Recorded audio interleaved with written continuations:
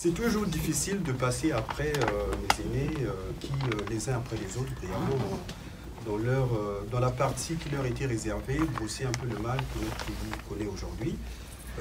Déjà, la nécessité d'une société civile indépendante a été posée. Et aussi, on a essayé un peu de faire le point sur les caractéristiques du régime en place, le système, pour mieux le comprendre, et notamment l'impératif d'avoir des valeurs morales pour espérer tirer la société vers le haut. Et puis la question de mon confrère, allant au moins vers un État juste, à défaut d'avoir un État de droit. Alors moi, je comprends et je vois que le principe, en fait, ce qui est important, la question qui se pose, c'est comment constituer une société politique. Voilà. C'est-à-dire que nous sommes tous ensemble au Congo. Pour ne pas faire l'histoire, on sait qu'on vient, pour certains, de l'ancien royaume Congo, et puis certains nous ont dit qu'il y aurait eu des chefferies Ngala, etc., ou encore un royaume des Téké, etc., etc. Et donc avant, nous n'étions pas tous ensemble, nous dit-on, dans un même espace géographique. Bon, par la force de la colonisation, on n'avait rien demandé, mais c'est la force de l'histoire, on s'est retrouvés tous dans un même espace géographique. Alors, la question c'est comment aurions-nous pu faire pour construire une société politique. Une société politique parce que la politique, puisqu'on est ici pour ça, consiste à gouverner les hommes. Alors, gouverner les hommes, ça suppose qu'on les gouverne sur la base des principes sur lesquels tout le monde est d'accord. Parce qu'on en revient à la justice. Et pour que tout le monde soit d'accord sur les principes sur lesquels ils sont gouvernés, il est donc nécessaire qu'on ait un contrat. Donc, on en revient pour faire un peu le b.a.-ba. Et d'ailleurs, ceux qui sont un peu férus de mythologie, comme moi j'aime beaucoup la mythologie grecque, on nous apprend par exemple qu'à une époque, les humains, ils vivaient un peu comme des animaux, ils se faisaient la guerre constamment, et donc Zeus, dans son élan, s'est dit, pour aider les hommes à ne pas s'entretuer entre eux, je vais envoyer Hermès pour qu'il leur apporte deux choses. Donc deux choses, il y a la vergogne, c'est-à-dire la retenue, et puis la justice. Donc, ce sont des éléments qui sont essentiels pour que les hommes habitent ensemble, cohabitent ensemble et vivent en parfaite harmonie. Puisque la vie en société, la vie politique, c'est la quête de l'harmonie. Et donc, selon cette mythologie, Zeus dit donc que pour que tout soit juste, puisqu'il peut arriver que dans une société, la différence veut qu'il y ait des artisans, qu'il y ait des forgerons, qu'il y ait des magistrats, des avocats, etc. Et il y a des talents qui sont particuliers, mais la justice, chacun doit avoir le sens de la justice en lui. Comme chacun doit avoir le sens de la retenue. C'est-à-dire que la retenue, ça nous appelle au principe, aux valeurs morales. C'est qu'on appelle la honte, chez nous on dit le ntsoni. C'est-à-dire qu'il y a des choses qu'on ne devrait pas poser parce que ça perturbe l'équilibre et qu'on devrait donc faire preuve de force intérieure, donc de discipline, pour avoir suffisamment de retenue pour ne pas poser ce type d'actes et qui concourt donc à la justice et à l'équilibre. Mais à partir du moment où des hommes se mettent ensemble et qui ne sont pas d'accord sur les principes qui les gouvernent, il s'ensuit quoi? Il s'ensuit division, il s'ensuit guerre, il s'ensuit dispersion. Donc nous en sommes là. Donc moi je pense que ce n'est pas étonnant parce qu'on ne récolte qu'est-ce qu'on sème.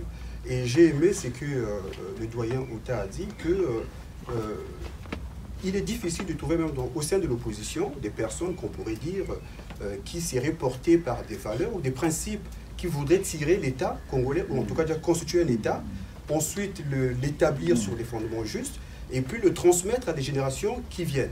C'est très dur. Nous, à l'époque, on a parlé de la rupture, on en parle toujours, parce que nous, on avait parlé d'une culture politique. Il y a une culture politique qui est au Congo et qui est pérenne depuis un bon bout de temps, et qui traverse quasiment toute la classe politique congolaise. Et donc, pour revenir au sujet, après avoir posé un peu les jalons, c'est qu'aujourd'hui, la question qui se pose, ce n'est plus des états de lieu, puisqu'on les a déjà fait.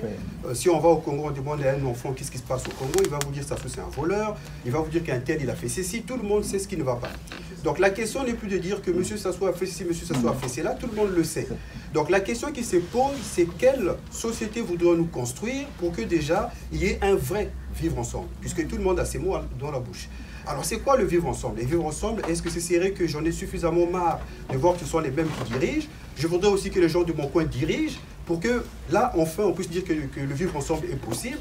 Mais c'est quoi le vivre ensemble? C'est quelle société voudrions-nous construire et sur quel principe ou quel principe ou quelle valeur?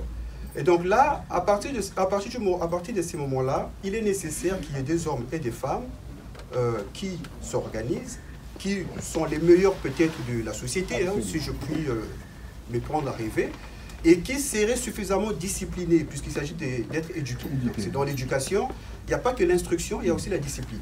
C'est ce que disait Emmanuel Kant. Dans l'éducation, il n'y a pas que l'instruction, il y a instruction plus discipline. Alors, le problème que nous, on a, c'est qu'on confond souvent éducation qu'avec instruction. Ça fait qu'on a beaucoup de gens diplômés, mais au niveau de la discipline, c'est très difficile. Parce que la discipline, ça exige que quand on te donne un poste, tu dois t'en tenir qu'à ce que la loi te reconnaît à faire et n'est pas aller au-delà. Et même si on est tenté, parce que tous les hommes sont tentés, il faut faire preuve de suffisamment de retenue, on en revient encore, pour pouvoir utiliser cette discipline-là intérieure qui nous force à nous conformer à ce qui doit être fait, donc le devoir. Et ça, c'est important d'abord d'avoir un groupe de gens organisés qui sont suffisamment structurés, je vais dire éduqués, pour pouvoir espérer porter un projet qui va tirer les autres vers le haut. Donc ça, pour moi, c'est la base, c'est d'abord ça. Et pour avoir une justice, et ensuite ces gens-là, organisés, pourraient par la suite mener un combat, donc dans le cadre d'une organisation, et une fois que ce combat va être, je l'espère, avoir gain de cause, et là, poser les bases d'un vrai État. Parce que l'État, pour qu'il y ait un État, j'en reviens encore, il faut qu'il y ait un contrat social. Il faut que tout le monde soit d'accord sur les principes et les règles. Pour qu'il y ait une justice impartiale, il faut qu'il y ait des magistrats. Parce que ce qui fait la force d'une société, c'est d'abord les hommes. Ce sont les hommes des valeurs, ce sont les hommes qui sont suffisamment disciplinés et capables de se faire violence, comme on a connu à l'époque. Le doyen Abigné a parlé du président Massamba Deba et des autres. C'était des gens qui étaient capables de dire je sais certainement que j'ai raison, mais vu que la plupart des gens pensent que j'ai tort, pour éviter qu'il y ait un bain de sang, je me retire et je vous laisse l'appareil d'État. Voilà, c'était certainement une erreur, mais c'était un acte de grandeur. Voilà, parce qu'aujourd'hui, ce n'est plus courant. Donc c'est cette catégorie de personnes qu'il nous faut d'abord. Et à partir de ces moments-là, les magistrats qui sont formés d'abord à des valeurs, parce que les magistrats, ils appliquent la loi. Et la loi, c'est l'émanation de la conscience, parce que la loi, c'est le lieu de la synthèse de ce qui constitue l'intérêt général. Parce que quand l'homme est abandonné à lui-même, il a tendance à aller aux instincts. Voilà, c'est-à-dire que je ne comprends pas pourquoi c'est toujours un tel qui est assassiné par moi, donc il y a des intrigues, et puis bon, le soir on vient, on fait une effraction, on entre chez lui, on lui vole ses choses, parce que c'est instinctif. Donc l'homme abandonné à lui-même, il revient, il n'est même plus un animal, il devient une bête, parce que l'animal au moins est gouverné par la loi de ses instincts. Donc il a des choses qu'il ne peut pas faire, il est resté circonscrit dans ses instincts. Mais un homme qui n'est pas gouverné par la loi, il n'est pas un animal, il est une bête. Et une bête, c'est pire qu'un démon, pour ceux qui sont un peu, je ne sais pas, qui vont à l'église, etc. Donc ce que je veux dire en disant ça, c'est qu'il faut penser d'abord à l'éducation, c'est la base. C'est-à-dire que si on n'a pas des gens qui sont capables d'avoir un projet éducatif, pour des générations qui viennent, moi personnellement, je ne mise plus beaucoup sur les générations passées parce que je dirais que la culture en vogue actuelle a tellement traversé toutes les générations actuelles que même ceux qui se disent jeunes, parce que la jeunesse, ce n'est pas une question biologique, hein, c'est aussi un état d'esprit, les valeurs auxquelles on croit. Et il faut plutôt miser sur les générations qui viennent avec un projet éducatif.